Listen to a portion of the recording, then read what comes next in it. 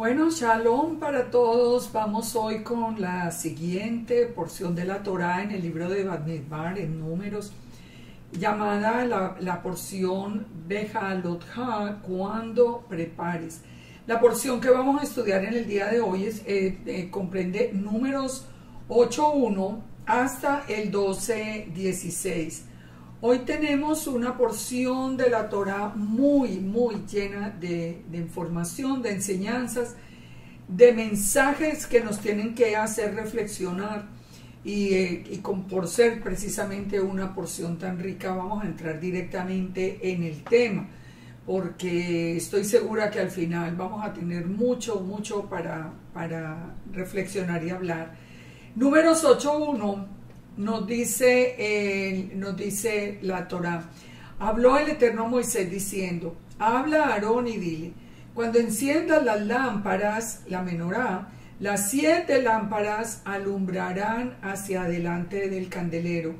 Y Aarón lo hizo así, encendió la parte anterior del candelero, sus lámparas, como el Eterno mandó a Moisés.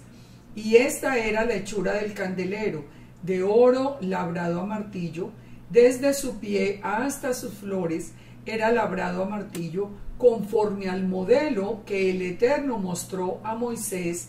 Así hizo la menorá, así hizo el candelero, dice en las versiones en español. Sabemos que estamos hablando de la menorá. Nosotros hemos entendido, y esa es una de las revelaciones más hermosas que hemos tenido últimamente, que ha sido en este llamado a la restauración de Israel, ha sido precisamente poder encontrar a Yeshua en la Torá misma. Y el símbolo de Yeshua definitivamente es la menorá, o sea, la menorá es un símbolo del Mesías. ¿Por qué podemos afirmarlo? Nosotros detrás de todos los detalles podemos encontrar las enseñanzas. Aquí, por ejemplo, la ordenanza en este momento es que las lámparas alumbren hacia adelante. ¿Qué dijo el mismo Yeshua en Mateo 5:14? Nos dijo, vosotros sois la luz del mundo. Una ciudad asentada sobre un monte no se puede esconder, ni se enciende una luz y se pone debajo de un almud, sino sobre el candelero y alumbra a los que están en la casa. Así dice el verso 16, alumbre vuestra luz delante de los hombres para que vean vuestras obras y glorifiquen a vuestro Padre que está en los cielos. Esa luz tiene que ir hacia adelante, proyectada hacia la gente que está alrededor. El Mesías mismo, el Yeshua, nos está diciendo que así como las luces de la menorá tenían que alumbrar al pueblo, también la luz, él mismo como luz, va a brillar hacia adelante, llamando a todas las ovejas a la restauración de Israel, pero también nosotros, al ser sal y luz, al seguir los pasos del Mesías, también nuestra luz debe alumbrar delante de los hombres, y dice muy claro que son las buenas obras que hace que se glorifique al Elohim de Israel. Es un reto muy grande. Nosotros tenemos un compromiso muy grande con el Eterno con nuestro comportamiento. Primero en nuestra casa, segundo con el testimonio en el vecindario, digamos, con la familia, en el trabajo, en cada uno de los sitios donde nosotros nos movemos. No hay peor testimonio que una persona que se dice creyente y está a toda hora agrediendo o descuidando su propia familia, o no siendo realmente esa autoridad y ese sacerdote que el Eterno espera en los hogares. Esto es un llamado muy importante que nosotros tenemos. Nuestra luz debe alumbrar, así como la luz de la menorá tenía que ir hacia adelante. Nuestro comportamiento debe ser un comportamiento que testifique que nosotros somos los siervos del Dios Altísimo. La menorá es símbolo de Yeshua, también lo podemos probar en Juan 8:12. Otra vez Yeshua les habló diciendo, yo soy la luz del mundo. El que me sigue no andará en tinieblas, sino que tendrá la luz de la vida. Es decir, el mismo Yeshua lo está diciendo, que Él es esa luz de la menorá. Él es la luz del mundo. La menorá era de oro puro, que símbolo de ¿qué? De la divinidad de Yeshua. Fíjense a través de estos detalles la barbaridad tan grande que es esa enseñanza que se está imponiendo tanto en las raíces hebreas de decir que Yeshua es un hombre cualquiera, que Yeshua es un hijo de José y de Miriam y que no tiene, o que no tiene naturaleza divina, o que se volvió divino después, como si eso fuera posible. Fíjense, la menorá misma es hecha de oro puro, porque el oro significa la divinidad. La divinidad. Solo cuando nosotros entendemos la naturaleza del Mesías desde el principio, podemos mantenernos firmes en lo que nos dice a nosotros la palabra.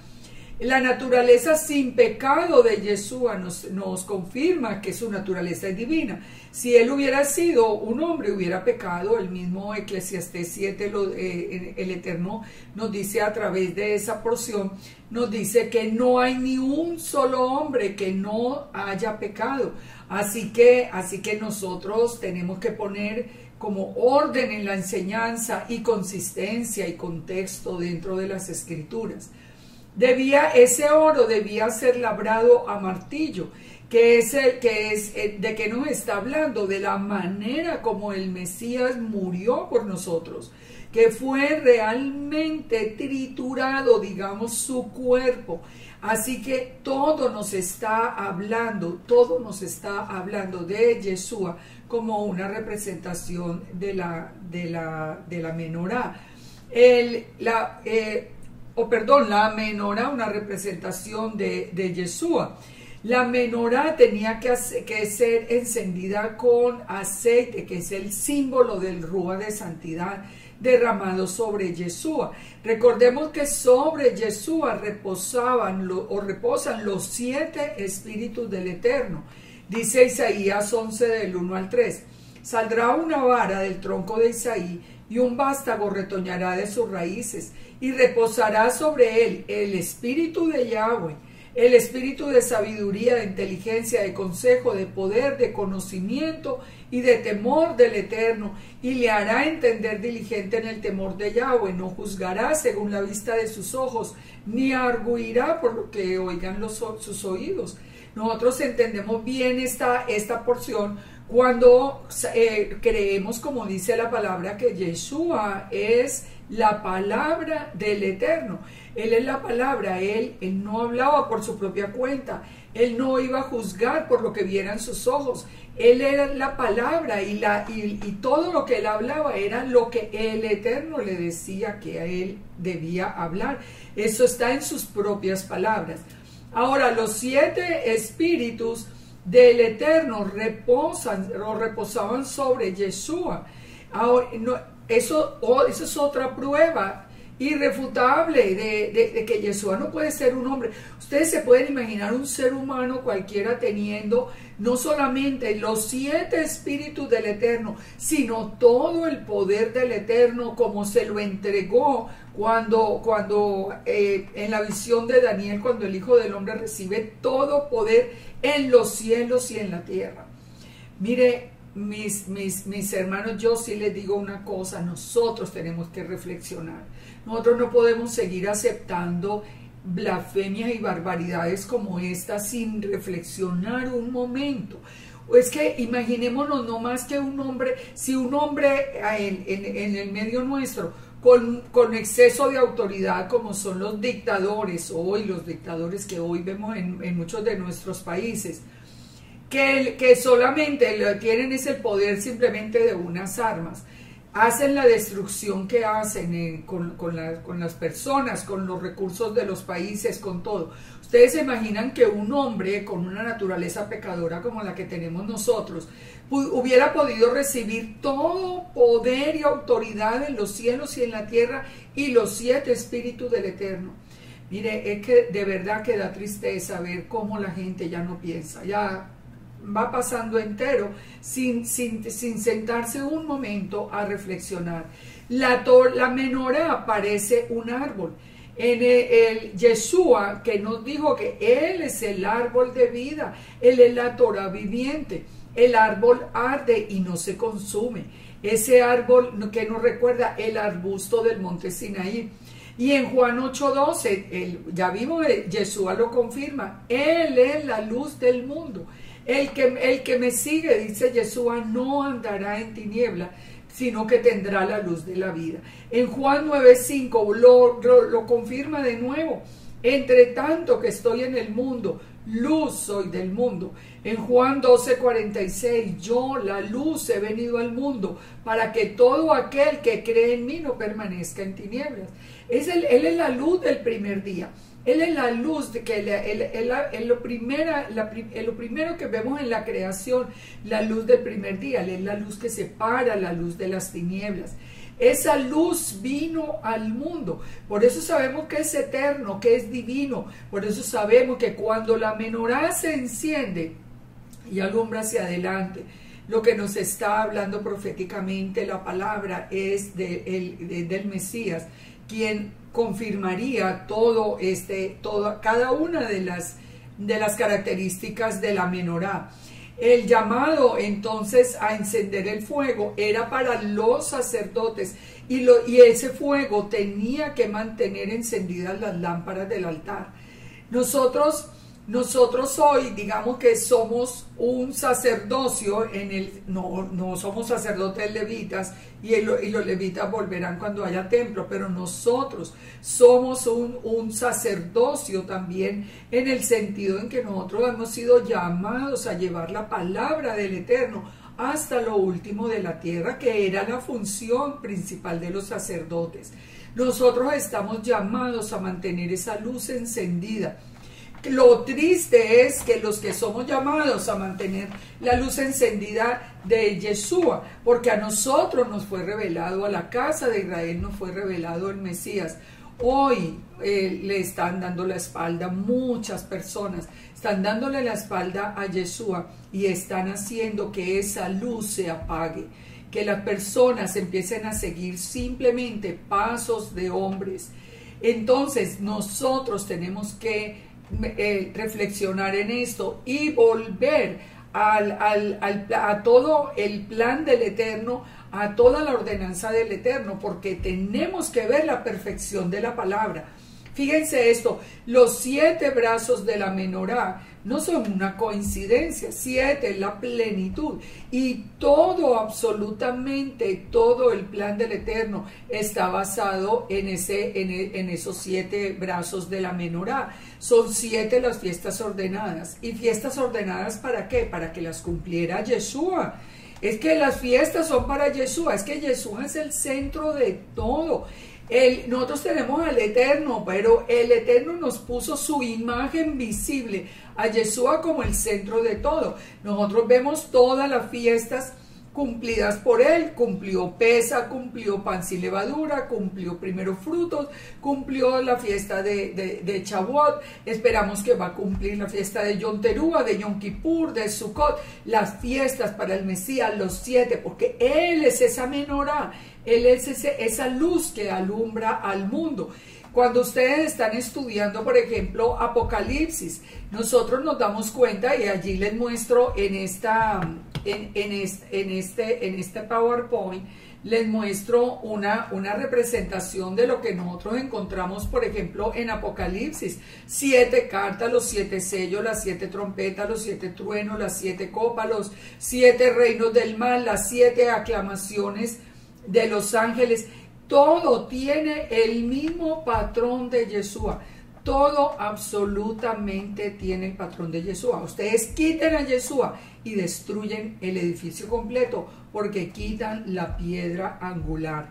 Nosotros entonces, cuando esta es una primera reflexión muy importante que tenemos que hacer en esta semana, en el estudio de la Torá. Vamos con números 8, la expiación de los levitas. Número 8:6 dice: toma a los levitas de entre los hijos de Israel y haz expiación por ellos. Ahora nos va a decir cómo se va a hacer la expiación por los levitas.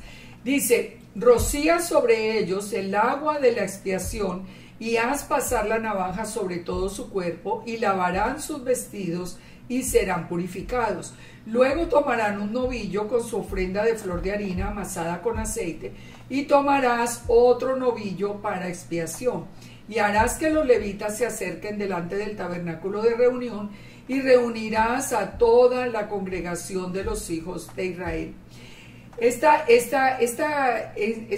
instrucción que nos está dando para los levitas es muy importante, porque tiene que ver de nuevo con Yeshua. Los levitas tenían que purificarse con el agua de la expiación, y el agua de la expiación nosotros vamos a aprenderla cuando en la porción de la parachá que estudiamos el capítulo 19 de Números, donde la vaca roja viene a formar parte de toda esta agua, de la enseñanza de esta agua de expiación, y está relacionado directamente con Yeshua. Nosotros sabemos que la vaca roja también es un anticipo profético de Yeshua. Los levitas tenían que ser rociados con el agua de la expiación. El agua purificaba a quienes, a los que habían estado en contacto con la muerte. Esto por eso nos está hablando directamente de cómo, cuando los levitas habían entrado en este estado, cómo podían ser restaurados nuevamente. Las instrucciones de los levitas seguían las mismas instrucciones que aprendimos en Levítico 14 para que los requisitos de Metzorá o la ley del leproso. Los levitas, cuando se volvían ritualmente impuros, eran considerados entonces como si estuvieran muertos o tratados como leprosos, por lo tanto tenían que ser purificados. Recuerde que ellos iban a estar mucho más cerca del Eterno que el resto del pueblo, que solo podía entrar hasta el atrio. Así que ellos tenían que purificarse de una manera especial.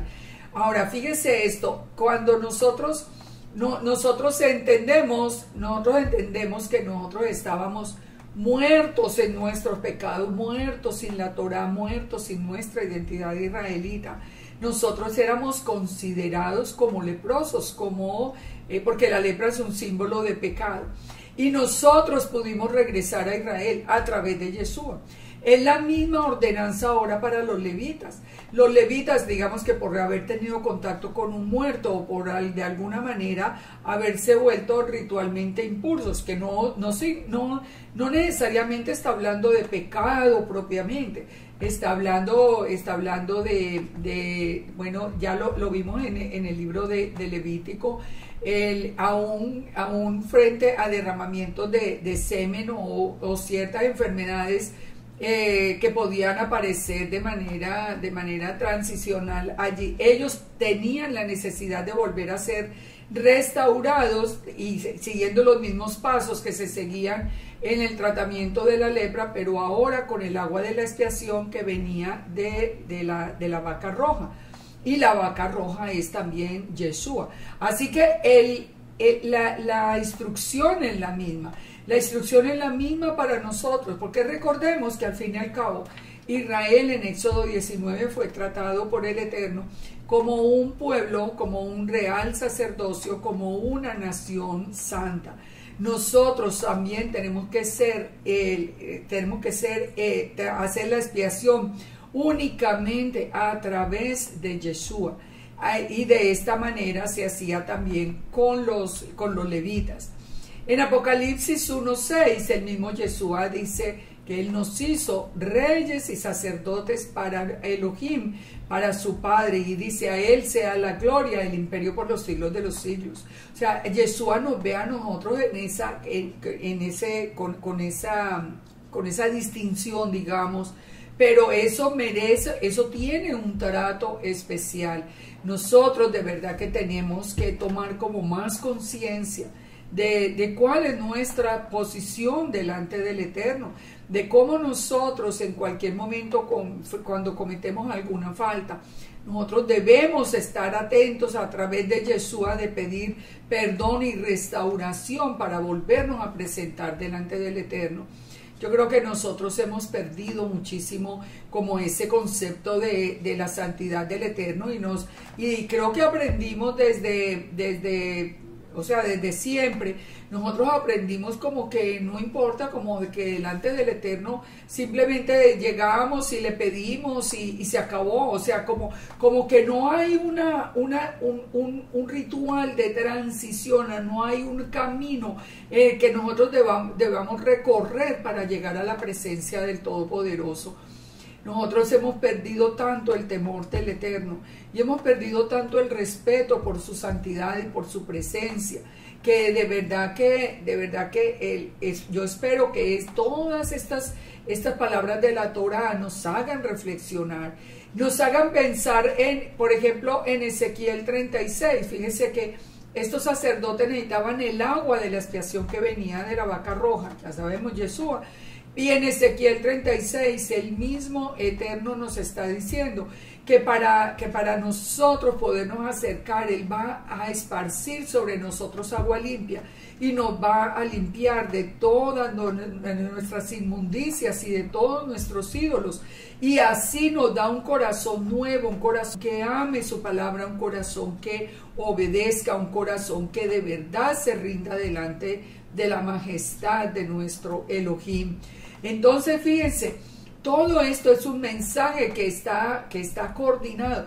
No era como una historia que los levitas tenían que hacer restitución y ellos expiación por medio del agua, de la expiación de la vaca roja. No, esto tiene un significado también para nosotros a través de Yeshua. Y sin Yeshua nadie puede llegar al Padre. Yeshua mismo lo dijo: yo soy el camino, la verdad y la vida, y nadie va al Padre si no es por mí. No podemos dejar a Yeshua. Yo me vuelvo repetitiva y yo sé que me vuelvo, pero es que lo que está ocurriendo de verdad que es muy alarmante, muy alarmante. Sigue diciendo el texto en Bamidbar o Números: harás que los levitas se acerquen delante del tabernáculo de reunión y reunirás a toda la congregación de los hijos de Israel. Cuando hayas acercado a los levitas, pondrán los hijos de Israel sus manos sobre los levitas, y ofrecerá a Aarón los levitas delante del Eterno en ofrenda de los hijos de Israel, y servirán en el ministerio de Yahweh. Y los levitas pondrán sus manos sobre la cabeza de los novillos, y ofrecerás el uno por expiación y el otro por holocausto al Eterno, para hacer expiación por los levitas. Y presentarás a los levitas delante de Aarón y delante de sus hijos, y los ofrecerás en ofrenda al Eterno. Así apartarás a los levitas de entre los hijos de Israel, y serán míos los levitas. Después de eso vendrán los levitas a ministrar en el tabernáculo de reunión. Serán purificados y los ofrecerás en ofrenda, porque enteramente me son dedicados a mí los levitas de entre los hijos de Israel, en lugar de todo primer nacido. Los he tomado para mí en lugar de los primogénitos de los hijos de Israel. Entonces, aquí nos está hablando, en este momento nos está hablando la Torá precisamente de cómo de todo el ritual que había que seguir para que los levitas entraran al servicio ya en el templo. Toda la purificación, la expiación que tenían que hacer ellos para poder entrar. Y nos está recordando que los levitas fueron tomados en lugar de los primogénitos. Recordemos que antes del pecado del becerro de oro, eran los primogénitos los que iban a servir en el tabernáculo. Pero por el hecho de que los levitas no se contaminaron en el pecado del becerro de oro, entonces los levitas reemplazan ahora a los primogénitos. El pueblo de Israel va a pone sus manos sobre los levitas, delegando la autoridad sobre ellos. Los levitas después ponen sus manos sobre el sacrificio de animal y transfieren así el pecado del pueblo sobre ellos, sobre el sacrificio que se presentaba al Eterno. Aquí vamos a aprender algo que es muy interesante, que es lo de la imposición de las manos. Este tema de la imposición de las manos es bien interesante. Fíjese, Aquí Israel le entrega como la autoridad a los levitas. Los levitas transfieren el pecado de Israel al animal. Y son finalmente ellos ya consagrados y habiendo hecho expiación, los que pueden presentar el sacrificio delante del Eterno. Fíjense que cuando Moisés pasó la autoridad a Josué, en Números 27:18, hizo el mismo ritual. Dice el verso 18, y el Eterno dijo a Moisés: toma a Josué, hijo de Nun, varón en el cual hay espíritu, y pondrás tu mano sobre él. La imposición de mano es una manera de transferencia de autoridad. Pero fíjense una cosa que es muy importante, porque Pablo nos está advirtiendo en Primera de Timoteo 5:22 que también que los pecados se pueden transferir. Recuerden que, por ejemplo, la persona que presentaba una ofrenda ponía las manos sobre la cabeza del animal, como transfiriendo el pecado al animal, y el animal era el que iba a morir. El animal muere en lugar de la persona que cometió el pecado, que era una manera que el Eterno tenía para enseñarnos a nosotros lo que iba a ocurrir después con Yeshua, que muere en el lugar nuestro. También a Yeshua le fueron impuestas las manos en la cabeza. Ustedes recuerdan que él recibe la corona de espinas que ya había sido anunciada a través del libro de Berechit o Génesis, cuando el sacrificio que reemplazó a Isaac aparece también con la corona de espinas en la cabeza. Así que, mire, aquí estamos entendiendo todo un fenómeno muy importante, pero muy interesante también para nosotros tener muchísimo cuidado sobre si permitimos o no que cualquier persona venga a imponer las manos sobre nosotros. Esto que es una práctica que nosotros vimos tanto en la iglesia. Fíjense que no era un invento cristiano, esto lo estamos viendo. Moisés pone las manos sobre Josué y le transfiere la autoridad. El pueblo pone las manos sobre los levitas ponen la mano sobre el sacrificio, el pecador pone la mano sobre la cabeza del sacrificio. Es decir, estamos hablando de una transferencia, Nosotros tenemos que tener en cuenta una cosa que es muy importante. Nosotros no entendemos el 100 no, es que no, yo creo que no entendemos ni un 20% de lo que es la vida espiritual. Nosotros hasta ahora estamos aprendiendo, pero nosotros desconocemos muchas cosas de la vida espiritual que no nos han sido reveladas, y ese es un mundo que nosotros no conocemos, que no está al alcance nuestro. Por eso, por lo menos tenemos que tener la advertencia de Pablo a Timoteo: no permitan que cualquier persona venga e imponga las manos sobre ustedes, porque ahí hay una transferencia o de autoridad o de pecados que nosotros debemos siempre estar muy, muy prevenidos, y tampoco nosotros imponer manos ahí sobre cualquier persona. Yo creo que en eso tiene que haber una ordenanza muy específica a través del Rúa de Santidad, a través del Espíritu Santo, para que algo como eso se pueda hacer. Yo por lo menos les digo, nunca lo hago, nunca lo hice, ni siquiera cuando estaba en la iglesia, que ustedes, algunos saben que yo fui maestra en las iglesias cristianas por muchos años. Pero fíjense, todas son advertencias que valen y que vamos aprendiendo. En el verso 17 entonces nos sigue diciendo el Eterno, está hablando de los primogénitos y ahora los levitas. Él les sigue explicando: porque mío es todo primogénito de entre los hijos de Israel, así de hombres como de animales.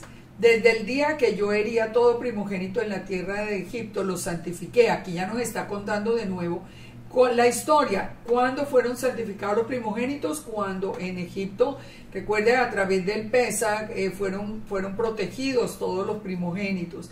Y dice en el verso 18: y he tomado a los levitas en lugar de todos los primogénitos de los hijos de Israel, y yo he dado en don los levitas a Aarón y a sus hijos de entre los hijos de Israel, para que ejerzan el ministerio de los hijos de Israel en el tabernáculo de reunión y reconcilien a los hijos de Israel. ¿Sí ven? Es un proceso. Los hijos de Israel, nosotros tenemos que permanecer en el atrio. Hasta el lugar santo llegan todos los levitas, ya los sacerdotes, y hasta el lugar santísimo solamente el sumo sacerdote. Entonces, ese acercamiento al Eterno tenía, digamos, como un intermediario. ¿Quién es nuestro intermediario? Hoy por hoy, Yeshua. Yeshua es el único que puede hacer esa unión, el único que está entre el Eterno y su pueblo. Hoy no tenemos templo, hoy no tenemos el sacerdocio, pero tenemos a Yeshua. Moisés y Aarón y toda la congregación hicieron con los levitas conforme a lo que mandó el Eterno a Moisés acerca de los levitas, e hicieron con ellos los hijos de Israel. Y los levitas se purificaron, lavaron sus vestidos, y Aarón los ofreció en ofrenda delante del Eterno, e hizo Aarón expiación por ellos para purificarlos. Ya vimos con el agua de la vaca roja. Así vinieron después los levitas para ejercer su ministerio en el tabernáculo de reunión delante de Aarón y delante de sus hijos, de la manera que el Eterno ordenó, así se hizo. Y así tiene que ser, o en obediencia al Eterno. Ahora, dice, luego habló el Eterno a Moisés diciendo, los levitas de 25 años arriba entrarán a ejercer su ministerio en el servicio del tabernáculo de reunión, pero los desde 50 años cesarán de ejercer el ministerio y nunca más lo ejercerán. Servirán con sus hermanos en el tabernáculo de reunión para hacer la guardia, pero no servirán en el ministerio. Así harás con los levitas en cuanto al ministerio. Ustedes se acuerdan que vimos en una porción anterior que el servicio en el santuario comenzaba a los 30 años, pero aquí en este momento nos dice que a los 25 años. ¿Cuál es la diferencia? La diferencia, según siempre se ha entendido, es que los primeros 5 años los levitas tenían que invertirlo aprendiendo toda la Torá y todas las instrucciones. Recuerde, ellos estaban oficiando delante del Eterno, y cualquier falla traía muerte como consecuencia. Recordemos que ya vimos, por ejemplo, cómo si se iba a movilizar el tabernáculo, cómo todas las tareas estaban repartidas.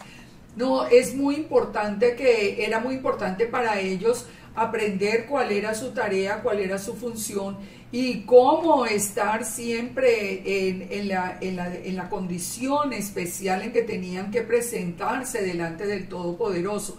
Entonces, no es que haya una contradicción acá en cuanto a los años del ministerio, sino que había un tiempo de preparación. Esto es muy importante de entenderlo también, porque de la misma manera que estamos hablando que nosotros también nos tenemos que purificar, y a través de Yeshua tenemos que limpiarnos siempre para entrar a la presencia del Eterno. También nosotros nos tenemos que preparar para ejercer las funciones o los ministerios a los que el Eterno nos ha llamado. Ser maestro de la Torá, ser maestro de la palabra del Eterno es una inmensa responsabilidad. En la carta de Santiago nos dice, hermanos míos, no os hagáis maestros muchos de vosotros, sabiendo que recibiréis mayor condenación. Recordemos que el que enseña tiene doble juicio. Esto es una responsabilidad muy grande. En la versión del Nuevo Testamento judío dice, no muchos de vosotros deberíais convertiros en maestros, mis hermanos, porque sabéis que seremos juzgados con más dureza. Doble juicio hay para el maestro. Mire, el mismo Yeshua dijo que la mies era mucha y los obreros pocos, pero se necesitan obreros capacitados. Yo me sorprendo de ver de verdad personas que de la noche a la mañana ya quieren estar enseñando cuando no han leído ni por una vez siquiera las escrituras de principio a fin. Cuando no ha habido un estudio real, uno tiene que prepararse porque es la vida de las personas la que va a estar bajo esa dirección. Es una responsabilidad muy grande. Sorprende hoy, de verdad que asusta ver con cuánta tranquilidad todo el mundo se va inventando cosas y cambia las cosas y cambia, y a mí me parece que eso no es así, a mí me parece que debe ser de tal manera. ¿Saben una cosa? A nosotros no nos tiene que parecer nada. Nosotros tenemos que seguir las instrucciones del Eterno, punto. Nosotros tenemos que aprender lo que el Eterno quiere que nosotros hagamos. Y ya no más, ahí nosotros lo único que tenemos que enseñar es la palabra, de la misma manera como los levitas se preparaban durante esos 5 años para poder ejercer el ministerio. Esto no es un juego, es una responsabilidad. Hacer uno errar el camino de las personas que lo están siguiendo es una responsabilidad muy grande. Y si no tenemos una base en la escritura, mejor no enseñemos. Mejor no enseñemos. Si yo enseño algo y ustedes me preguntan a dónde dice, yo no les puedo mostrar en la escritura. Yo simplemente les pido que ni me crean. Porque ¿cómo va a ser posible que después de uno leer, por ejemplo, lo que dice Deuteronomio 4:2, donde el Eterno advierte que nadie puede añadir, que nadie puede quitar, entonces ahora aparezcan una cantidad de informaciones y de enseñanzas que están muy lejos de las escrituras? Nosotros tenemos que ser muy responsables con todo este tema, porque recuerde, el maestro tiene doble juicio y hay una inmensa responsabilidad. El número 9, ¿qué nos trae a nosotros la Torá? La celebración del segundo Pesaj. Dice, habló Yahweh a Moisés en el desierto de Sinaí en el segundo año de su salida de la tierra de Egipto, en el mes primero, diciendo, los hijos de Israel celebrarán el Pesaj a su tiempo. Aquí ya sabemos la ordenanza de Pesaj en el primer mes, en el día 14. El 14º día del mes, entre las 2 tardes, la celebraréis conforme a los ritos y conforme a las leyes, lo celebraréis. Ya eso nosotros lo conocemos, no tenemos que entrar en la fiesta.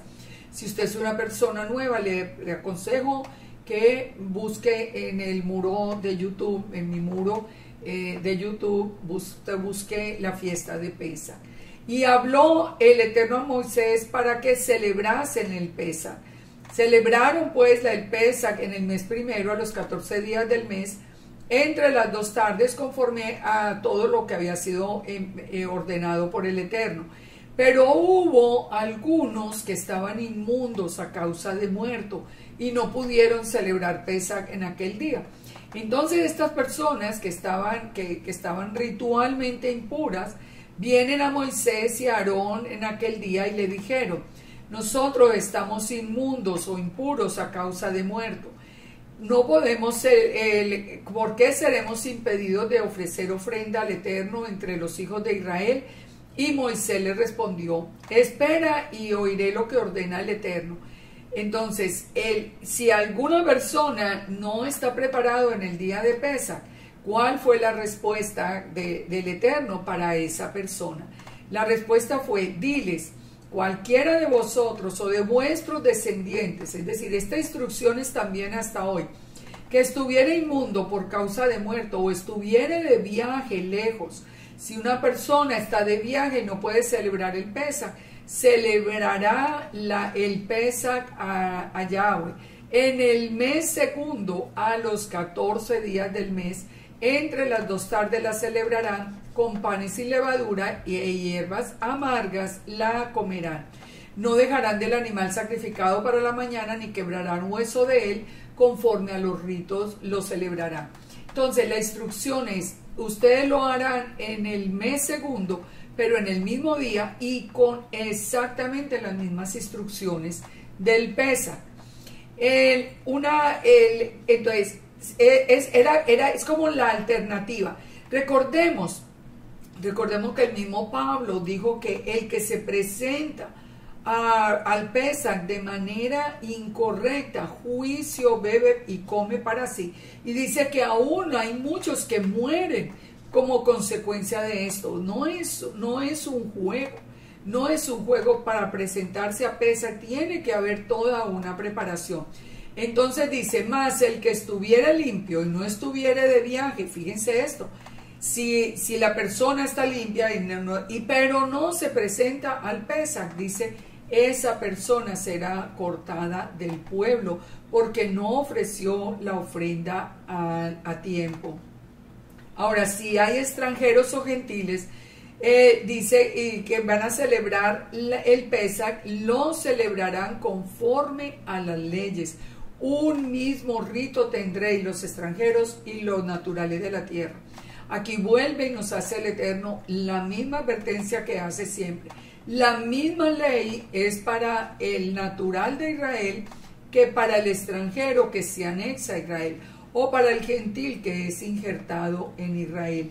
Son en la misma ley, en la misma Torá. Recordemos lo que nos dice Números 15, una misma Torá y un mismo decreto tendréis vosotros y el extranjero que mora con vosotros. En Números 15, 29 nos confirma lo mismo. El nacido entre los hijos de Israel y el extranjero tendrán una misma Torá, una misma Torá. Por favor, como siempre yo les advierto, si ustedes oyen hablar de las leyes noágidas, corran, den media vuelta, no escuchen ese maestro, no lo escuchen. Es una persona que les va a torcer el camino. Eso no existe en las escrituras, eso solo existió en la imaginación de los que querían torcer el camino de los gentiles. Así que recordemos, una misma Torá es para el nativo de Israel, para la persona nacida dentro del pueblo, o para el gentil que es injertado hoy, por ejemplo, a través de Yeshua. Un dato que es muy interesante con respecto al segundo Pesach es que Noé entró al arca en el tiempo del segundo Pesach y salió en el tiempo de Sukkot. Cuando uno está leyendo toda la Parashá Noa y la está leyendo con muchísima atención, uno se da cuenta que no es una coincidencia que el tiempo de entrar al arca hubiera sido para que para que ese día 14 del segundo mes ellos ya estuvieran en un terreno, digamos, limpio. Esa fecha iba a ser en el futuro ordenada desde la salida de Egipto, iba a ser ordenada como la fiesta de Pesach. Así que nosotros nos damos cuenta de que la Torá es eterna. Todas las fiestas se cumplieron también en este tiempo de Noé. Perdón. Y finalmente el tiempo de salir del arca fue en el tiempo de Sukkot. Una manera de decirnos, el arca estaba apartada de todo el juicio, apartada del mundo, una manera de decirnos a nosotros que esa tenía que ser como el prototipo de la vida. Recordemos que Yeshua tiene también una inmensa similitud con el arca, con lo que fue cubierto el arca, que era nos habla de la expiación. Ese era un terreno limpio. Ese pueblo apartado entra en el segundo Pesach porque estaban viviendo en un mundo completamente corrupto, pero también vuelven a salir del arca para Sukkot, ya para ofrecer los sacrificios al Eterno. Todo estos son datos que son muy interesantes porque al fin y al cabo nosotros nos confirma aquello que nos dice el Eterno, que todo lo que fue será y no hay nada nuevo debajo del sol. El plan del Eterno es un plan absolutamente perfecto. En número 9 nos habla de un tema que de verdad, yo no sé si a ustedes les pasó, a mí me pasó. Yo tenía como la idea, pues estoy hablando en muchísimos, cuando no conocíamos la Torá, la idea era como que el pueblo de Israel había caminado por el desierto como los 40 años, como si ellos vagaran por el desierto, dieran vueltas, como caminaban. Esto aquí es donde nosotros vamos aprendiendo cosas que son muy importantes en el día de hoy. Número 9:15. En el día que el tabernáculo fue erigido, la nube cubrió el tabernáculo sobre la tienda del testimonio. Y a la tarde había sobre el tabernáculo como una apariencia de fuego hasta la mañana. Así era continuamente, la nube lo cubría de día y de noche la apariencia de fuego. Entonces, una de las primeras cosas que vamos aprendiendo era que ellos no iban solos, ellos iban dirigidos por la nube y por la columna de fuego. El Eterno mismo estaba en control de todo y ellos no estaban caminando todo el tiempo. Aquí vamos a aprender, por ejemplo, como todo el tiempo que ellos pasaron en el desierto del Sinaí. Dice, cuando se alzaba la nube del tabernáculo, los hijos de Israel partían, y en el lugar donde la nube paraba, allí acampaban los hijos de Israel. Es decir, el Eterno mismo era el que les decía dónde, cuándo tenían que moverse y cuándo tenían que permanecer. Al mandato de Yahweh, los hijos de Israel partían, y al mandato de Yahweh acampaban. Todos los días que la nube estaba sobre el tabernáculo, permanecían acampados. ¿Qué es lo que es muy interesante? Fíjense, hasta aquí nos está diciendo que todo era ordenado por el Eterno. Pero ¿quién era esa columna de fuego y de nube? El Targum nos tiene la respuesta. El Targum, que es la versión aramea de la Torá, nos dice que la columna de fuego y la nube eran la membra de Yahweh, es decir, la palabra de Yahweh, su imagen visible. Fíjense, nosotros sabemos quién es, que Yeshua es la palabra del Eterno hecha hombre. Recordemos Juan 1, en el principio era el verbo era con Dios y el verbo era Dios, era Yahweh, el mismo Eterno, la imagen visible del Eterno. Esa era la columna de fuego y la columna de nube eran la imagen visible. Y el Targum todavía es más específico. Recordemos que el Targum es muy antiguo, el Targum, como dice la gente, de cristiano no tiene nada. El Targum es la versión aramea y nos confirma que Yeshua era la columna de fuego y de nube, porque nos dice que era la membra. Y la membra es la figura antropomorfizada o en forma de hombre de que se hacía visible, la imagen del Eterno que se hacía visible. Dice, cuando la nube se detenía sobre el tabernáculo muchos días, entonces los hijos de Israel guardaban la ordenanza del Eterno.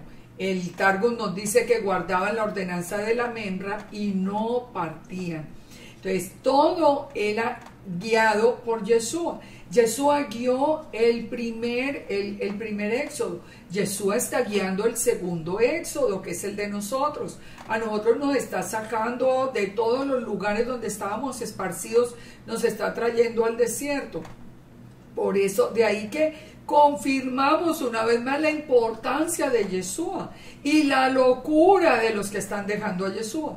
Dice, cuando la nube estaba sobre el tabernáculo pocos días, al mandato de Yahweh acampaban y al mandato de Yahweh partían. Cuando la nube se detenía, desde la tarde hasta la mañana, o cuando a la mañana la nube se levantaba, ellos partían, o si había estado un día y la noche, y a la noche la nube se levantaba, entonces ellos partían.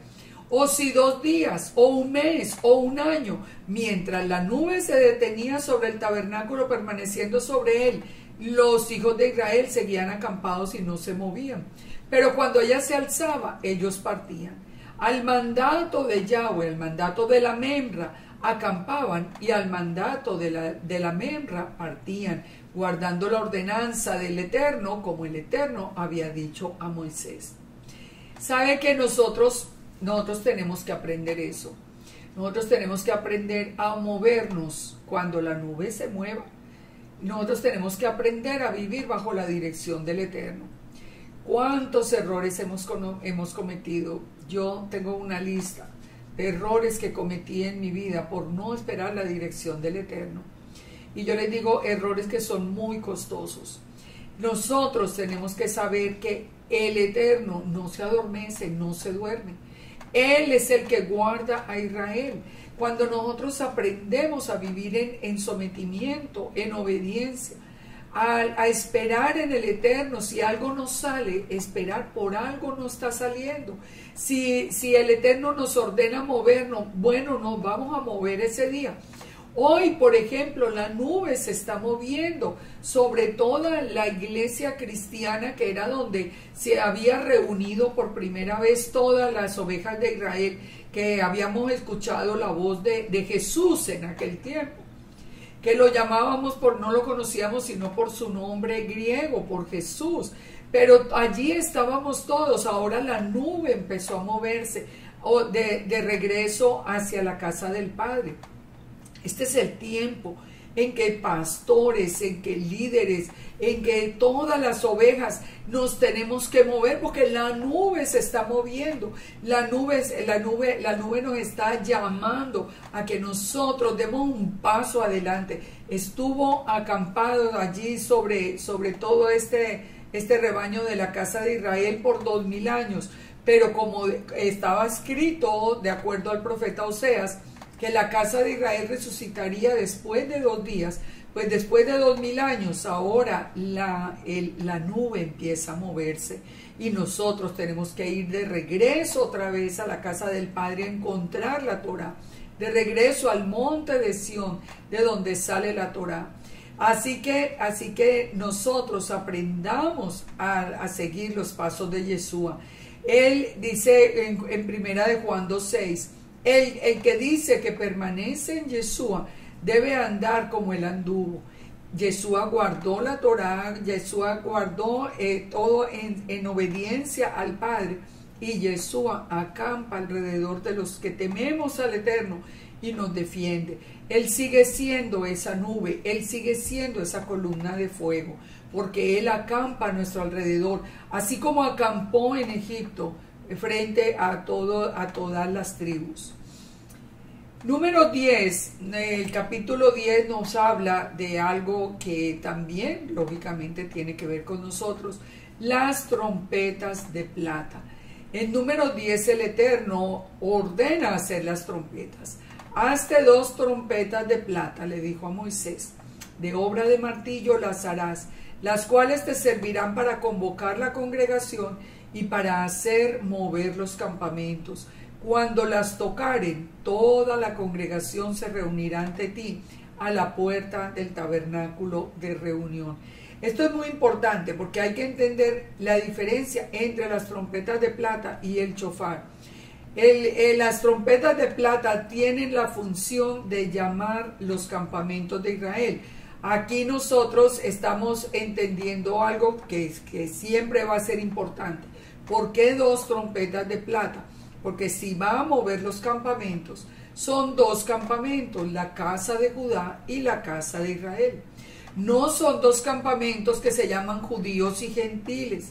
Por favor, nosotros tenemos que pensar en esto. Esta es otra enseñanza que ha traído muchísima confusión. Cuando no se habla de las 2 casas de Israel, sino que se habla de judíos y gentiles, nosotros estamos completamente por fuera de las escrituras, porque las 2 trompetas de plata llamaban a las 2 casas de Israel. No hay una trompeta de plata para llamar a los gentiles. Entonces, fíjense, las trompetas, que es la palabra Hazot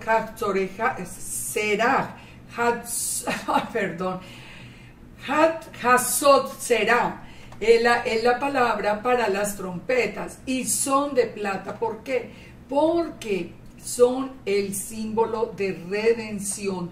El Eterno llama a su pueblo. Recordemos, el Eterno solo eligió a Israel de entre todas las naciones de la tierra.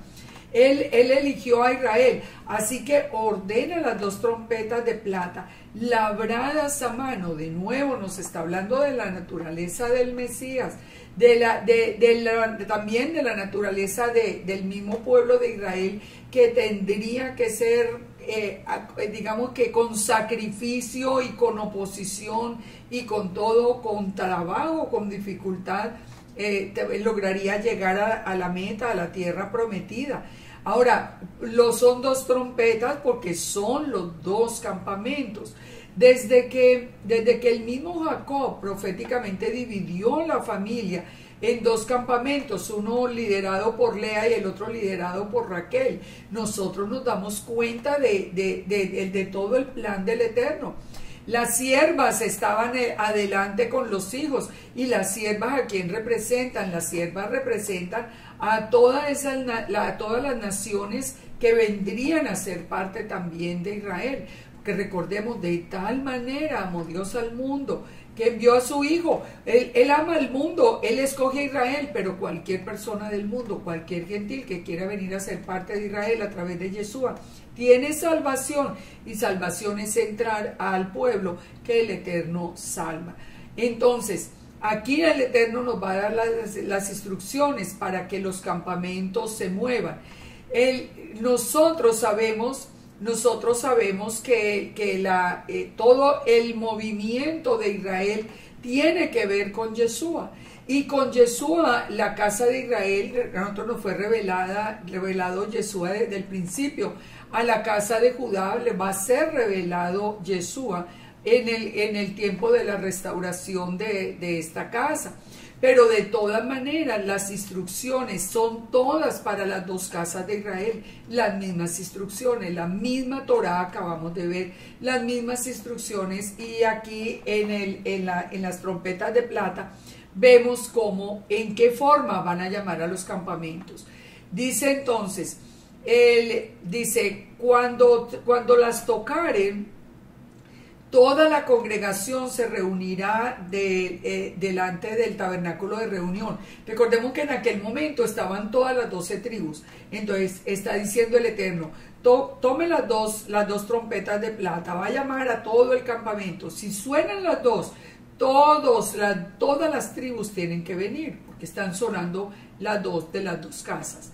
Mas cuando se toque solo una, entonces vendrán los príncipes, los jefes de los millares de Israel, vendrían solamente las cabezas de Israel. Dice, cuando tocareis alarma, se moverán los campamentos de los que están acampados al oriente. Si suena una alarma, los primeros que se tienen que mover eran los que estaban situados al oriente estaba Judá. Cuando tocareis alarma la segunda vez, se moverán los que están acampados al sur, y alarma tocarán para sus partidas. Pero para reunir la congregación tocaréis, mas no con sonido de alarma. Es decir, el Eterno les dice, si es con sonido de terúa, de alarma, ese sonido, si ese sonido si se estaba sonando en sonido de alarma, de terúa, entonces se iban moviendo por cada uno de los grupos de los campamentos que estaban alrededor del tabernáculo. Pero si no era con sonido de alarma, era porque todas las tribus tenían que venir a presentarse. Los hijos de Aarón y los sacerdotes, tocarán las trompetas, y las tendréis por estatuto perpetuo por vuestras generaciones. Esto es un estatuto perpetuo. Saben, hoy el shofar está sonando, pero hoy también está sonando, están sonando las trompetas para recoger esos campamentos. El hecho de que nosotros nos estemos moviendo otra vez, que nos estemos levantando como campamento de Israel, quiere decir que también esas trompetas de plata, de redención, están sonando desde el cielo. Ahora fíjense este detalle tan hermoso. Dice, cuando salierais a la guerra en vuestra tierra contra el enemigo que os molestare, tocaréis alarma con las trompetas, y seréis recordados por el Eterno vuestro Elohim, y seréis a salvo de vuestros enemigos. Fíjense esto tan lindo. El sonido de alarma de la trompeta de plata trae la presencia del Eterno a defender a Israel. Esto es hermoso. De verdad que cuando el Salmo 121 nos dice nos dice que no se adormecerá ni dormirá el que guarda a Israel. Esto es una realidad y es una verdad que nosotros tenemos que tener siempre como nuestra esperanza. Pero fíjense, ¿quiénes sonaban las trompetas? Las tenían que sonar los sacerdotes. Los sacerdotes tocarían sonarían esas trompetas. Y si hay peligro, porque el enemigo está, entonces la tenían que sonar con sonido de terúa, de alarma, y el Eterno mismo se levantaría para proteger a su pueblo. Entonces dice en el 10, y en el día de vuestra alegría, en vuestras solemnidades, en los principios de vuestros meses, tocaréis las trompetas sobre vuestros holocaustos y sobre los sacrificios de paz, y os serán por memoria delante de vuestro Elohim, yo Yahweh vuestro Elohim. Esto es hermoso, todas las instrucciones que el Eterno nos da, siempre para Él estar pendiente de su pueblo, para que nosotros celebremos con gozo, para que nosotros nos reunamos, porque nosotros somos una nación. Nosotros no somos una religión. Esto es muy importante de entenderlo ahora. Nosotros somos un pueblo. Cuando nosotros estamos viendo en este tiempo de números al pueblo de Israel, ustedes lo que menos ven, lo que menos vamos a encontrar es una religión. Es un pueblo que celebra con alegría la fiesta. Es un pueblo que cuando se ve atemorizado por los enemigos pide ayuda del Eterno, pero como pueblo. Esto está muy lejos de lo que nosotros hemos conocido siempre, como religiosidad y rituales y cosas. El Eterno mismo es el que está, esa columna de fuego, esa columna de nube. Él es el que se mueve, el que guarda, el que nos protege. Todo es el mensaje que el Eterno nos está dando. Fíjense que cuando se inauguró el templo de Salomón, en Segunda de Crónicas dice, sonaban pues las trompetas y cantaban todos a una para alabar y dar gracias al Eterno. Y a medida que alzaban la voz con trompetas y címbalos y otros instrumentos de música, alababan al Eterno diciendo, porque Él es bueno, porque su misericordia es para siempre. Odula Donai Quito Quileo Lanjas Do, era lo que estaban ellos cantando de todo corazón, porque Yahweh es bueno, para siempre su misericordia. Y dice que cuando todos estos instrumentos sonaban y la gente se gozaba y aclamaba el nombre del Eterno, dice que la casa se llenó de una nube, la casa de Yahweh, y los sacerdotes no podían estar allí para ministrar por causa de la nube, porque la gloria misma del Eterno había llenado la casa de Dios. Cómo se llena nuestra vida, nuestra casa, de la gloria del Eterno, de la presencia del Eterno, con alabanza, con gozo, con obediencia, sabiendo de verdad que Él es bueno, que para siempre es su misericordia, que suceda lo que suceda, Él siempre vamos a recordar eso, siempre lo vamos a recordar. En la presencia del Padre nos fortalece, la presencia del Padre nos da esperanza, la presencia del Padre es la que nos guía y la que nos permite a nosotros mantenernos en el camino. En el futuro que nos dice la palabra, dice en el Salmo 98:1, cantad a Yahweh cántico nuevo, porque ha hecho maravillas, su diestra lo ha salvado, su santo brazo ha sido notoria su salvación. A vista de las naciones ha descubierto la justicia, se ha acordado de su misericordia y su verdad para con Israel. Se dan cuenta, el todo y con Israel, los términos de la tierra, han visto la salvación de nuestro Elohim. Cantad alegres a Yahweh, toda la tierra, levantad la voz, aplaudid, cantad salmos a Yahweh con arpa, con voz de cántico, aclamadle con trompetas, sonidos de chofar delante del Rey. Aclamar al Eterno, cantarle al Eterno, alabarlo. Eso es lo que trae la gloria del Eterno a nuestras vidas. En estos días le comparto una cosa que tal vez muchos lo vieron. Coloqué una alabanza en mi muro de Facebook y alguien entró inmediatamente a criticar diciendo, ay, que usted no ha podido salir de Babilonia. Es algo que nosotros ya perdimos, como ese gozo de exaltar al Eterno, de exaltarlo a través de su palabra, de exaltarlo por las maravillas que hace. ¿Cómo vamos a perder nosotros lo que la palabra nos está diciendo por ponernos simplemente en una posición de rituales y rituales, allí muertos, ya sin Yeshua, ya sin gozo, sin alabanza, sin nada, en medio de más bien de posiciones altaneras, llenas de orgullo? Mire, todo eso, nosotros tenemos que volver a la palabra.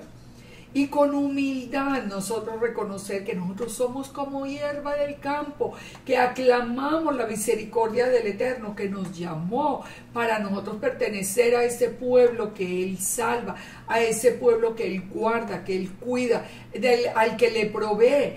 Nosotros estamos bajo las alas del Todopoderoso. ¿Cómo no alabarlo? ¿Cómo no cantarle? ¿Cómo no dedicarle toda nuestra vida a Él? Fíjese que pronto, recordemos que pronto sonarán con alarma los shofarot, de acuerdo a Joel 2. Dice, tocad trompeta, en este caso shofar en Sión, y dad alarma en mi santo monte, tiemblen los moradores porque viene el día de Yahweh. Es un día de tinieblas, de oscuridad, de nube, de sombra. Como los montes se extienden al alba, así vendrá un pueblo grande y fuerte. Semejante a él no lo hubo jamás, ni habrá después en muchas generaciones. Todo ese día vendrá. Pero cuando nosotros ya estamos bajo las alas del Todopoderoso, ¿tenemos temor? No. Él nos guarda, Él se levanta. Aquí ya lo vimos, cuando suenen las trompetas con alarma, el Eterno se levanta a proteger a su pueblo. En Números 10:11 dice, en el año segundo, en el mes segundo, a los 20 días del mes, la nube se alzó del tabernáculo del testimonio. Aquí van a partir los hijos de Israel del desierto de Sinaí. Partieron la primera vez al mandato del Eterno por medio de Moisés. Entonces, y fíjense una cosa, que lo que nos dice el Targum nos dice que la orden la dio la Memra, la dio Yeshua. Ese es el que dio la orden para que en el año segundo, en el mes segundo, el pueblo se levantara y saliera del Sinaí. Entonces, un año después de haber recibido los 10 mandamientos, después de celebrar el segundo Pesaj, los que no habían podido hacerlo, y ya teniendo las trompetas de plata en la mano, ahora salen todos, ya empiezan la marcha, ahora por orden del Eterno. Judá encabeza la marcha, dice el verso 14. La bandera del campamento de los hijos de Judá comenzó a marchar primero por sus ejércitos, y Naasón, hijo de Aminadab, estaba sobre el cuerpo del ejército. Judá iba seguido de Isaacar, de Zabulón, los levitas con el tabernáculo, Rubén, Simeón, Gad, los coatitas con los objetos sagrados, seguidos de Efraín, Manasés, Benjamín, y en la retaguardia los hijos de Dan, Aser y Neftalí. Ese era el orden en que marcharon los hijos de Israel por sus campamentos cuando partían. Hermoso ver todo un pueblo obedeciendo al Todopoderoso. ¿Qué sigue diciendo en el verso 29? Entonces dijo Moisés a Jobab o a Yetro, el hijo de Raguel Madianita, su suegro: nosotros partimos para el lugar del cual el Eterno ha dicho, yo os lo daré. Es decir, Moisés le dice a su suegro, a Yitro, le dice, nosotros vamos para la tierra prometida, ven con nosotros y te haremos bien, porque el Eterno ha prometido el bien a Israel. Y Yitro le respondió, yo no iré, sino que me marcharé a mi tierra y a mi parentela. Y él le dijo, te ruego que no nos dejes, porque tú conoces los lugares donde hemos de acampar en el desierto, y tú nos serás como ojos. Si vienes con nosotros cuando tengamos el bien que Yahweh nos ha de hacer, nosotros te haremos bien. Dice, y así partieron del monte de Yahweh camino de 3 días. Y el arca del pacto de Yahweh fue delante de ellos, camino de 3 días, buscándoles lugar de descanso. Y la nube iba sobre ellos de día desde que salieron del campamento. Y miren esto tan hermoso. Cuando el arca se movía, Moisés decía, Levántate, oh Yahweh, y sean dispersados tus enemigos, y huyan de tu presencia los que te aborrecen. Y cuando se detenía, decía, vuelve, oh Yahweh, a los millares de Israel. ¿Esto qué significa? Cuando ellos estaban moviendo, solamente se podían mover cuando el arca se estaba moviendo. Ahora, cuando el arca se movía, que era lo que le decía a Moisés, que el Eterno se levantara y nos protegiera al pueblo de Israel, que Él dispersara a los enemigos, que Él fuera como limpiando el camino. Ustedes recuerdan como dice la Escritura, delante de nosotros como poderoso gigante. Esa era la petición de Moisés. Ve delante de nosotros como poderoso gigante. Ve, levántate para que los enemigos sean dispersados. Y cuando se detenía, ahora sí, vuelve sobre nosotros y guárdanos.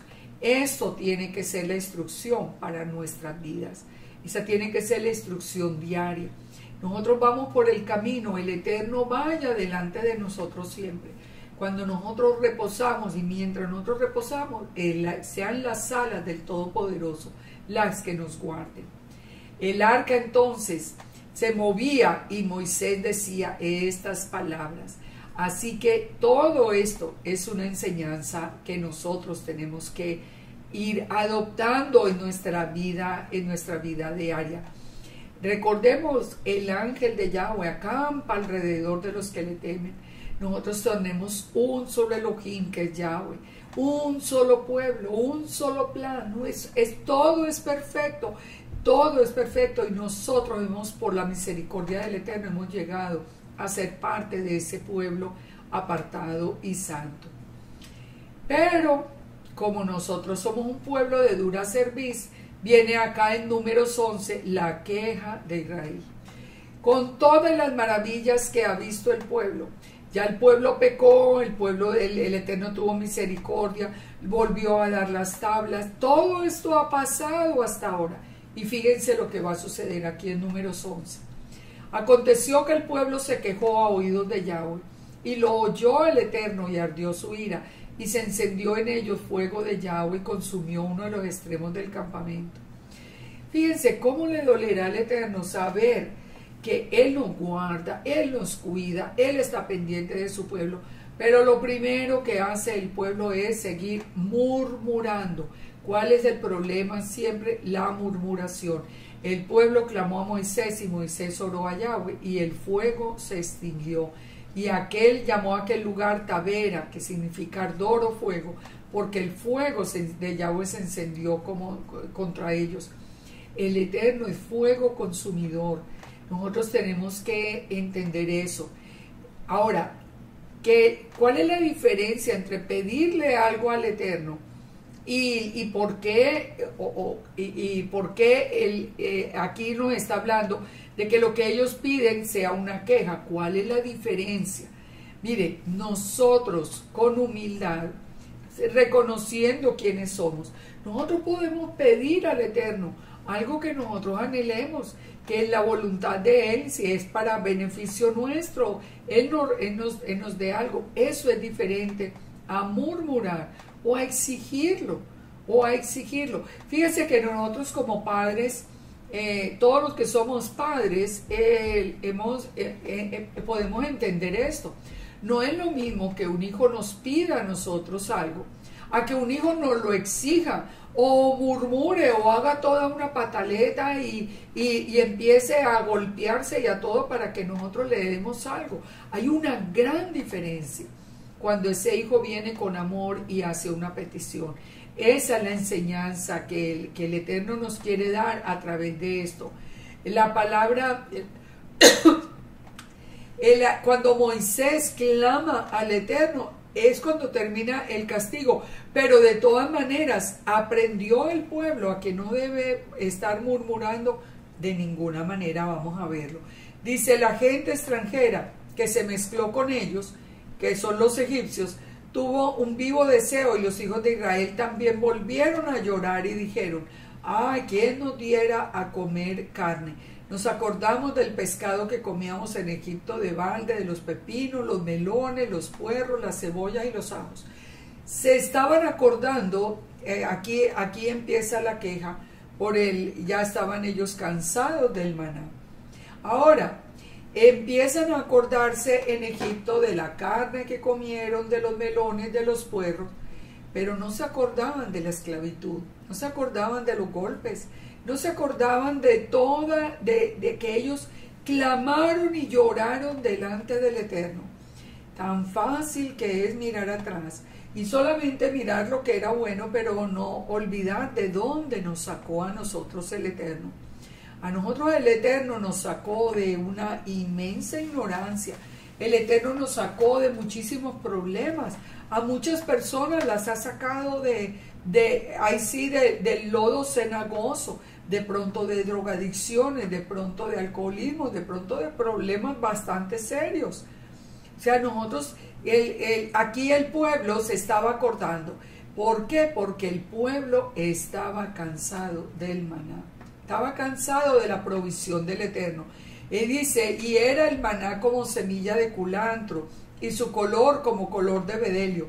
El pueblo se esparcía y lo recogía, y lo molía en molinos, o lo majaba en morteros, y lo cocía en caldera, o hacía de él tortas. Su sabor era como sabor de aceite nuevo. Cuando descendía sobre el campamento de noche, el maná descendía sobre él. Fíjense, ni siquiera el maná tocaba la tierra. El Eterno se encargaba de poner primero una capa de rocío para que el maná estuviera siempre limpio. El maná tenía un buen sabor y tenía un buen color. Era agradable. Ellos podían hacer, inclusive nos dice la palabra que podían hacer diferentes preparaciones con el maná. Pero dice que oyó Moisés al pueblo que lloraba por sus familias, cada uno a la puerta de su tienda, y la ira del Eterno se encendió en gran manera, y también le pareció mal a Moisés. Recordemos entonces, los había sacado de toda esta esclavitud, de todos estos problemas, les estaba dando la provisión diaria, los estaba guardando, y ellos todos estaban llorando porque más bien se querían regresar. Esta es una actitud que nosotros estamos viendo también hoy. Fíjense la reacción de Moisés. Le dijo Moisés al Eterno: ¿por qué has hecho mal a tu siervo y por qué no he hallado gracia en tus ojos y has puesto la carga de este pueblo sobre mí? Concebí yo ese pueblo, lo engendré yo. Él estaba desesperado con ese pueblo de tan duro corazón. Y dijo: yo acaso engendré este pueblo, llévalo en tu seno, como lo lleva la que cría al que mama, la tierra de que juraste. ¿De dónde conseguiré carne para darle a este pueblo que nadie le daba gusto? Porque lloran diciendo que le dé carne. Y yo no puedo soportar el pueblo es demasiado pesado para mí. Hasta acá estaba Moisés solo, dirigiéndolo. Dice: y si así lo haces tú conmigo, yo te ruego que me des muerte, si he hallado a gracia delante de tus ojos. Moisés prefería morir antes que seguir oyendo toda la queja del pueblo. Pero miren la respuesta del Eterno. Números 11 y 16. El Eterno entonces le dijo a Moisés, como él le está diciendo: tengo toda esta carga. Aquí el Eterno le va a quitar primero la carga a Moisés. Y le dice: reúne 70 varones de los ancianos de Israel, que tú sabes que son ancianos del pueblo, y sus principales, y tráelos a la puerta del tabernáculo de reunión y esperen allí contigo. Y yo descenderé y hablaré contigo y tomaré del espíritu que está en ti y pondré en ellos, y llevarán contigo la carga del pueblo y no la llevarás tú solo. Mucha atención a esta enseñanza. El espíritu de santidad, el Espíritu Santo, reposaba sobre Moisés. Y el Eterno le dice: ahora que voy a nombrar 70 líderes para que te ayuden con el pueblo, voy a repartir de ese espíritu que está en ti y los pondré en ellos. Es decir, 70 personas iban a recibir la llenura del Espíritu Santo. La llenura del Espíritu Santo no es un tema del Nuevo Testamento. La presencia del Espíritu Santo está desde Berechit 1, desde Génesis 1. Pero aquí estamos viendo en vivo y en directo lo que es la llenura del Ruach. Y fíjense, y vamos a ver lo que pasó tan interesante. Entonces, le va a colocar ese mismo espíritu a 70 líderes. Pero, después vamos a ver qué pasa con esos. Pero, mientras tanto, escuchen lo que le dice al pueblo que se está quejando por falta de comida. Y esa es una respuesta que de verdad sorprende. Dice, al pueblo le dirás, santificaos para mañana y comeréis carne, porque habéis llorado en oídos del Eterno diciendo, ¿quién nos diera a comer carne? Mejor nos iba en Egipto. Ustedes saben, esto era lo que le dolía al Eterno. Ahora pues, os daré carne y comeréis, pero no comeréis un día, ni 2, ni 5, ni 10, ni 20. Sino hasta un mes entero, hasta que les salga la carne por las narices. Ustedes pueden imaginarse la furia que tenía el Eterno cuando les dice, yo no les voy a dar carne un día, los voy a dar tanta que hasta que ustedes queden hastiados de comer carne. Y por cuanto menospreciasteis al Eterno que está en medio de vosotros y llorasteis delante de él diciendo, ¿para qué salimos acá de Egipto? Esto de verdad que nos tiene que hacer reflexionar a nosotros. ¿Saben una cosa lo que dice el Targum? El Targum dice, por cuanto menospreciasteis la membra de Yahweh. La membra de Yahweh es ¿quién? Yeshua. Por cuanto lo menospreciaste, cuya Shekinah habita entre ustedes. La presencia misma habitaba. El pueblo estaba influenciado. El pueblo estaba más bien con ganas de devolverse a Egipto, aunque ellos estaban viendo la misma presencia del Eterno. Juan 6:51 nos trae a nosotros una clave para poder analizar todo esto. Dice, yo soy el pan vivo que descendió del cielo. Si alguno come de este pan, vivirá para siempre, y el pan que yo le daré es mi carne, la cual daré por la vida del mundo. Él dijo que él era el maná, Yeshua era el maná. El Targum nos está diciendo que menospreciaron a Yeshua, a la membra. ¿Esto qué nos dice? ¿Esto qué nos dice? Esto nos habla precisamente del cansancio que estamos viendo hoy en una gran mayoría, porque no estamos hablando de por ahí uno que otro. Muchos maestros, muchas personas en las raíces hebreas se cansaron del maná, se cansaron de Yeshua y se quieren simplemente ir a Babilonia a buscarse toda la información que ya no proviene de la palabra del Eterno. Esto es una verdad. Juan 6:30 dijo, ¿qué señal haces tú para que veamos y te creamos? Y Yeshua le respondió, nuestros padres comieron el maná en el desierto, como está escrito, pan del cielo les dio a comer. Yeshua les dijo, de cierto os digo, no os dio Moisés el pan del cielo, mas mi Padre os da el verdadero pan del cielo. Porque el pan de Dios es aquel que descendió del cielo y da vida al mundo. Y le dijeron, danos ese pan. Y Yeshua dijo, yo soy el pan de vida. El que a mí viene nunca tendrá hambre. El que a mí viene nunca tendrá sed. Yo soy el pan vivo que bajó del cielo. Si alguno comiera este pan, vivirá para siempre. Y el pan que le daré es mi carne. Miren el contexto. El Yeshua mismo lo está afirmando. Él es ese maná. Y Yeshua nos dijo, ninguno que poniendo la mano en el arado mira hacia atrás es apto para el reino de Dios.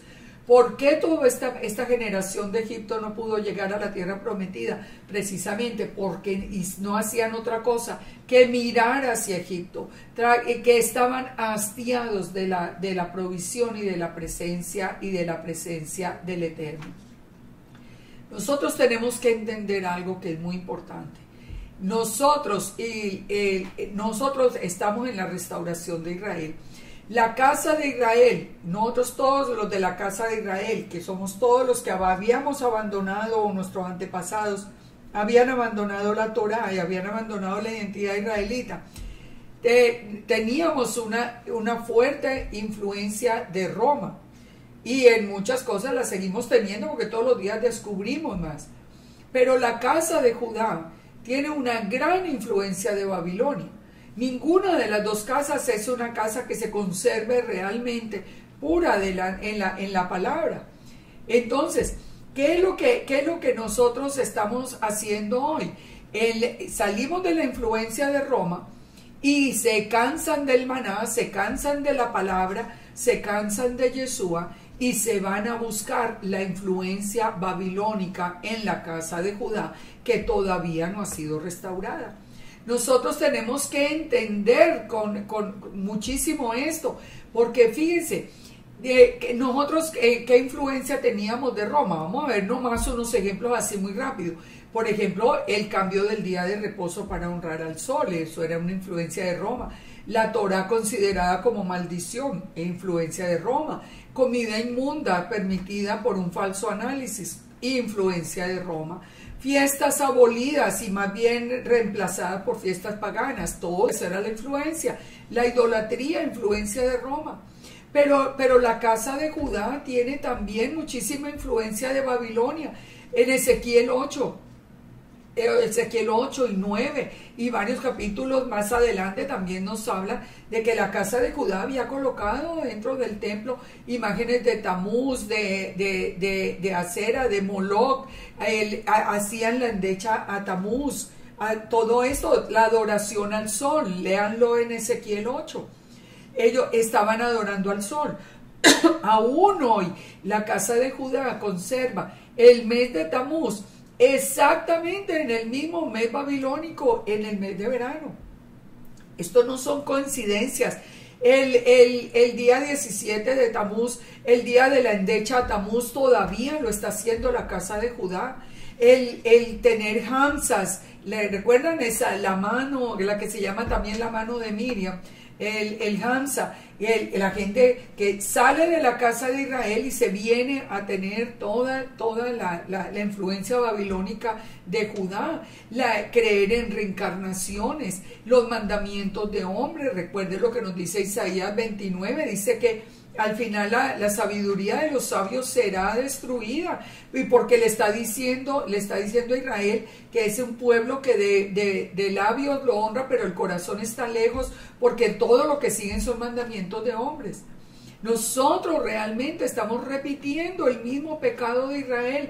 Estamos cansados del maná. El maná es la palabra del Eterno. Ese es el pan de vida. No solo de pan vivirá el hombre, sino de toda palabra que sale de la boca del Eterno. Las escrituras son la palabra del Eterno, y las escrituras hoy están siendo menospreciadas, que no, eso no es verdad, así no es, porque el rabino fulano dijo que así no era, y entonces lo que dijo el Eterno no tiene ninguna validez. Estamos cansados del maná. Usted quiere ver todo el estudio completo, lo invito a que lo vea en mi muro de YouTube, y mire el que se llama Cansados del maná, precisamente.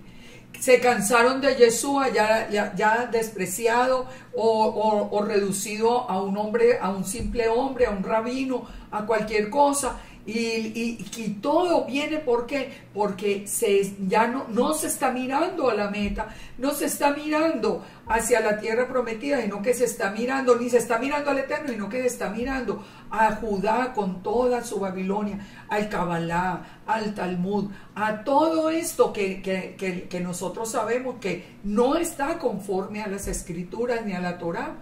El llamado nuestro, ahora que estamos saliendo al desierto, en este segundo éxodo, es precisamente a permanecer en nuestro maná, que es Yeshua. El mismo dijo: yo soy el pan que bajó del cielo. A permanecer detrás de Yeshua, alimentado por la palabra de Yeshua, alimentado por las escrituras. Si nosotros no nos separamos de las escrituras, nosotros vamos seguros con el Eterno, dándonos su protección, su provisión, con Él allí adelante de nosotros, levantándose y abriéndonos camino. Pero que la tendencia hoy es simplemente que, porque estamos cansados de la palabra, a buscar libros seculares. ¿Qué importa lo que escribieron? Libros seculares, libros escritos por el uno, por el otro, y la palabra del Eterno prácticamente desaparecida. Nosotros tenemos que reflexionar y volver otra vez y situarnos, alimentarnos del verdadero maná del cielo. Sigue diciendo, nos dice en Números 11. Recordemos que se separó el Eterno 70 hombres y esos 70 hombres iban a recibir el Espíritu Santo. Pues mire lo que pasó. Todo un movimiento pentecostal dentro de la congregación de Israel. Entonces el Eterno dijo a Moisés: reúne los 70 ancianos, que tú sabes que son los ancianos del pueblo y los principales, y tráelos a la puerta del tabernáculo y esperen allí contigo. Yo descenderé y hablaré contigo y tomaré el espíritu que está en ti, y llevarán contigo la carga del pueblo, y no la llevarás tú solo. Salió Moisés y dijo al pueblo las palabras de Yahweh, y reunió los 70 varones. Entonces el Eterno descendió en la nube y le habló, y tomó del espíritu que estaba en él y lo puso en los 70 ancianos. ¿Y qué pasó con ellos?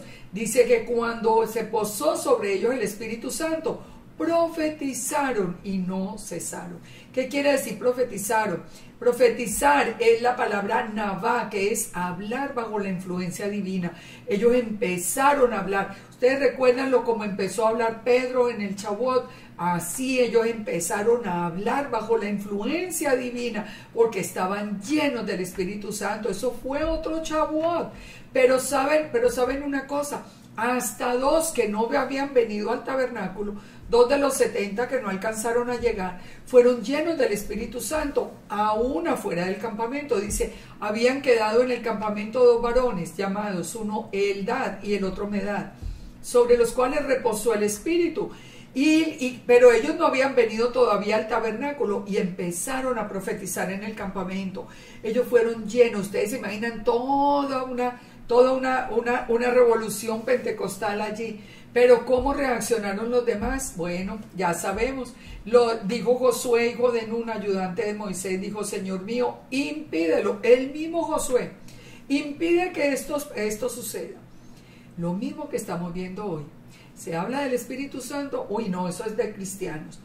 Si hay un mover del Espíritu, que se pida la llenura del Espíritu Santo, ahí es que usted no ha podido salir del cristianismo. Lo mismo que estaba pasando acá. Pero Moisés le respondió: ¿tienes celos por mí? Quisiera Yahweh que todo su pueblo fuese profeta y que el Eterno pusiera su Espíritu sobre ellos.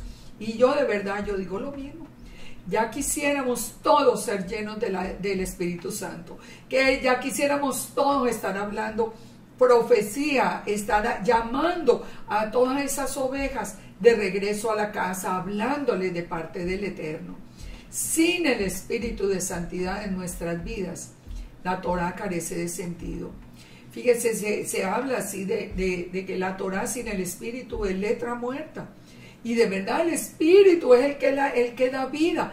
Nosotros tenemos que anhelar esa presencia del Espíritu Santo, del Rúa de santidad, esa llenura. Qué bueno, como dijo Moisés, que todo Israel fuese lleno del Espíritu de santidad. Porque además recordemos que Él es el que nos llena de poder para ir hasta lo último de la tierra a llamar a las ovejas de Israel. En Números 11:31, entonces continúa el castigo. Dice: vino un viento de Yahweh. Ahora va a traer la carne para todos los que se lamentaban. Ahora les va a traer toda esa carne que quería que les saliera hasta por la nariz. Vino un viento del Eterno y trajo codornices del mar y las dejó sobre el campamento, un día de camino a un lado y un día de camino al otro, alrededor del campamento, y casi 2 codos sobre la faz de la tierra. Y el pueblo estuvo levantado todo aquel día y toda la noche y todo el día siguiente, y recogieron codornices. El que menos recogió 10 montones y las tendieron alrededor del campamento. Aún estaba la carne entre los dientes de ellos, antes de que fuese masticada, cuando la ira del Eterno se encendió e hirió Yahweh al pueblo con una plaga muy grande. Y llamó el nombre de aquel lugar Kibrot Hatabá, tumbas de deseo y codicia, porque allí sepultaron al pueblo codicioso. Y de allí partió el pueblo a Haserot y se quedaron en Haserot. ¿Por qué se enojó el Todopoderoso? Él les había dado toda esa muestra de su presencia. Ellos habían visto la llenura del Espíritu. Pero ¿de qué estaban pendientes ellos? Estaban pendientes de todas las manifestaciones sobrenaturales. No, estaban pendientes de las codornices. Estaban pendientes de la comida. Estaban pendientes nomás de lo que movía sus corazones, la codicia que los movía. Juan 6:27 dice: trabajad por la comida no por la comida que perece, sino por la comida que a vida eterna permanece, la cual el Hijo del Hombre os dará, porque a éste señaló Dios el Padre. Trabajad no por la comida que perece, por la que permanece, la que da solamente el Hijo del Hombre. El Hijo del Hombre es Yeshua,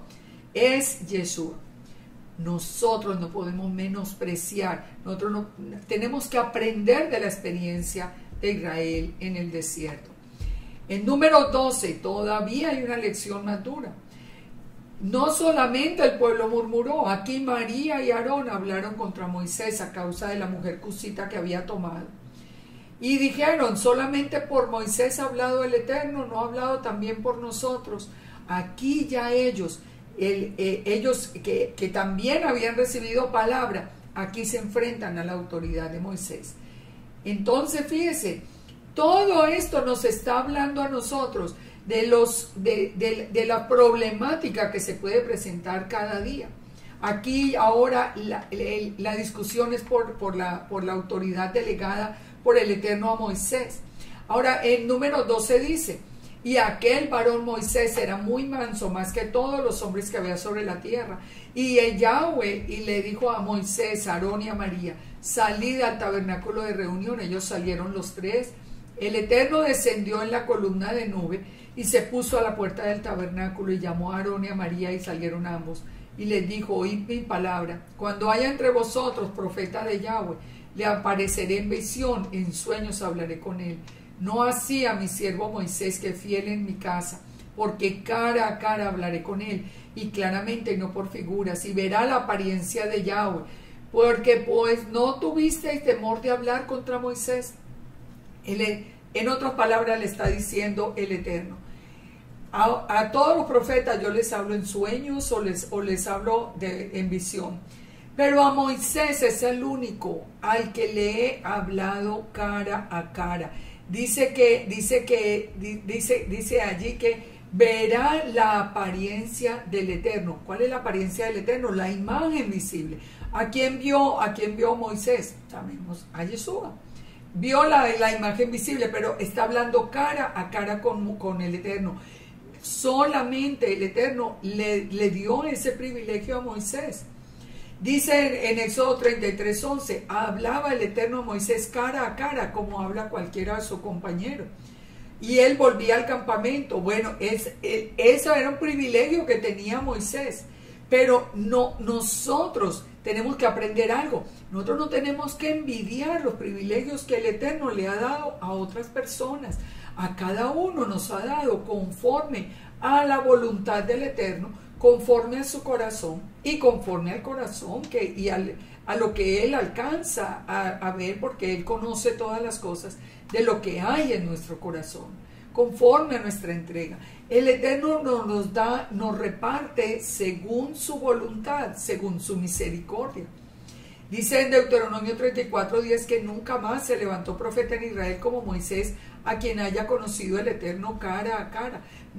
¿Por qué estaban entonces murmurando Aarón y Miriam? Porque ellos estaban poniendo su propia autoridad a la par de la autoridad de Moisés, y así no lo había establecido el Eterno. Entonces la ira se encendió, y he aquí que Miriam o María estaba leprosa como la nieve, y miró a Aarón, a Miriam, y ella estaba leprosa. Y Aarón le dijo: Señor, no ponga sobre nosotros este pecado, hemos actuado locamente, pero no quede a ella como el que nace muerto, el que al salir del vientre tiene ya medio consumido su carne.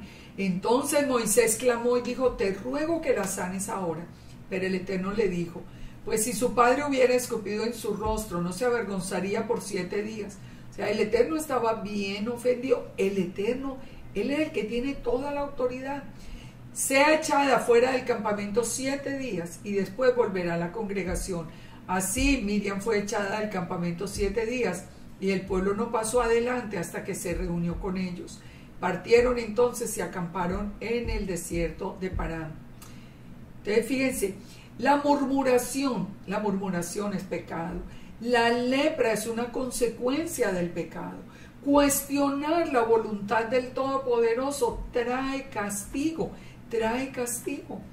Queremos algo, se lo pedimos al Eterno. Si es su voluntad, nos lo va a dar. Pero, de todas maneras, dejemos la murmuración. Nosotros vamos a ver más adelante cuántos castigos se ganó Israel por causa de la murmuración. Ustedes recuerdan, más adelante vamos a encontrar las serpientes ardientes. Todo por causa de la murmuración. Por causa inclusive de murmuración, cuántos problemas vinieron. Inclusive Moisés mismo no pudo entrar en la tierra prometida al final. Tenemos que aprender de todo esto, de todo lo que nos ha enseñado en esta parashá. Una parashá que, como les advertí al principio, llena de reflexiones para nosotros. Una parashá que nos debe hacer a nosotros pensar muy seriamente en no cometer el mismo error, porque nosotros tenemos que aprender del primer éxodo para corregir y no caer en la misma tentación. Nosotros tenemos que seguirnos alimentando de la palabra del Eterno, de las Escrituras. Dejemos los libros como una información de pronto adicional, pero no como la base del aprendizaje como se está haciendo hoy. Y recordemos que solamente a través de Yeshua se llega al Padre. Y recordemos que la naturaleza de Yeshua, de acuerdo a la ordenanza de la misma menorá, es divina. Es eterno. Yeshua es divino, Yeshua es eterno, Yeshua es la imagen visible de Elohim, Yeshua es la gloria misma de Yahweh. Nosotros no le podemos quitar la naturaleza, no lo podemos cambiar, así los hombres se disgusten con nosotros. Pero tenemos que escoger, o le obedecemos al Eterno o le obedecemos a los hombres. Entonces que hoy sea un día de reflexión y que en este Shabbat haya un día de gozo, de alegría, de alabanza, para que la gloria del Eterno llene nuestras vidas, llene nuestros hogares, llene nuestras congregaciones, y que nosotros podamos continuar este caminar por este desierto al que nos está sacando el Eterno, pero en obediencia, guardado bajo las alas del Todopoderoso. Que el Eterno nos bendiga, que el Eterno nos guarde, que nos llene con su misericordia y que nos permita volvernos a reunir muy pronto para seguir aprendiendo la bendita palabra, la palabra fiel y verdadera. Shalom, shalom para todos.